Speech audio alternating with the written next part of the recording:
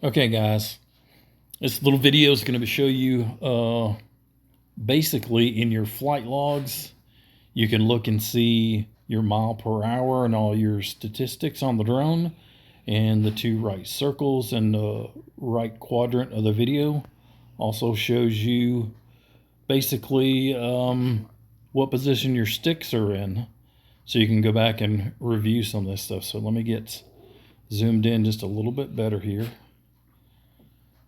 And this is running at 8 times the speed, but it does reflect all the stick inputs and stuff. I just had a friend actually crash his drone, and I was showing him in the flight log, since he wasn't recording, what hit to go in and actually look at his stick inputs, because he swore up and down he was flying straight up and down the field like I'm doing right now in this video clip.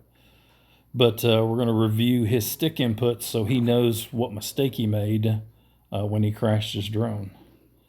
So I hope this information from your flight logs will actually help you evaluate if you have a problem and you don't have video and you don't realize what type of mistake you made flying your drone.